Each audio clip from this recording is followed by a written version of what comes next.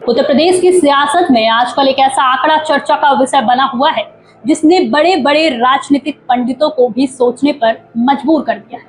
मैं आपको बताती हूँ कि आखिर माजरा क्या है। दरअसल दैनिक भास्कर के एक हालिया सर्वे में यूपी के उन 39 विधायकों की एक लिस्ट सामने आई है जिनके काम काज पर जनता ने अपनी मुहर लगाई है, यानी साफ साफ हाँ कहा है।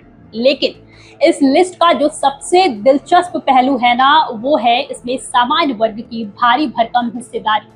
आप यकीन नहीं करेंगे कि इन 39 में से 22 विधायक यानी करीब 56% सिर्फ सामान्य वर्ग से आते हैं।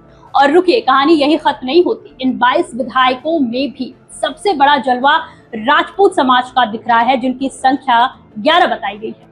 इसके बाद ब्राह्मण समाज से 6, वैश्य और मुस्लिम समाज से 2-2, पंजाबी समाज से 1 विधायक का नाम शामिल है। यानी अगर हम इसे सामाजिक चश्मे से देखें तो ये साफ इशारा है कि जनता की नजर में सबसे ज्यादा असरदार काम करने वालों में राजपूत समाज की भागीदारी सबसे आगे खड़ी है।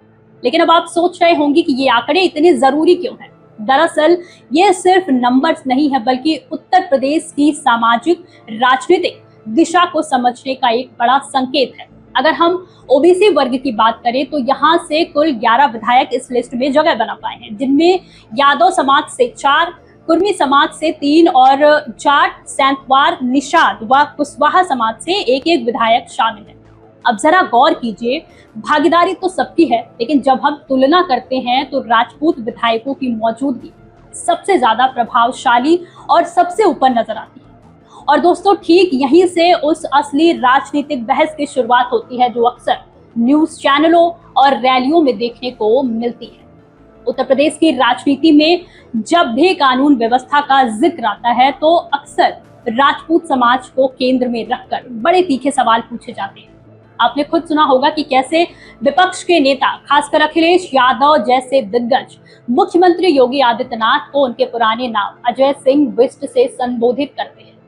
राजनीतिक जानकार कहते हैं कि ये सिर्फ एक नाम नहीं, बल्कि सोची समझी रणनीति के तहत एक खास सामाजिक पहचान को टारगेट करने की कोशिश है। और यहीं पर हमें समझना होगा कि राजपूत समाज को लेकर किस तरह की राजनीति बुनी जाती है।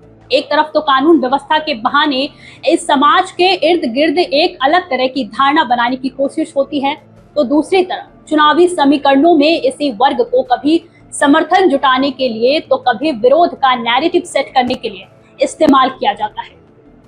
लेकिन हकीकत क्या है?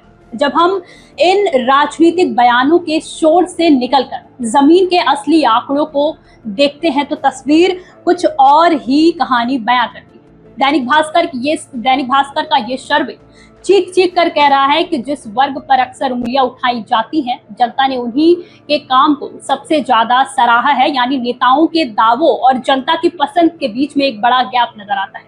और ये ट्रेंड सिर्फ यूपी तक सीमित नहीं है। अगर हम बिहार की तरफ रुख करें तो वहां के नतीजे भी इसी बात की गवाही देते हैं। पिछले बिहार चुनाव में 49 राजपूत उम्मीदवार मैदान में थे, जिनमें से 32 ने धमाकेदार जीत दर्ज की। खास बात यह है कि ये जीत किसी एक पार्टी तक सीमित नहीं थी, बल्कि राजपूत उम्मीदवारों ने तमाम पार्टियों के टिकट पर जीत हासिल की, चाहे वो राष्ट्रीय दल हो या क्षेत्रीय पार्टियां।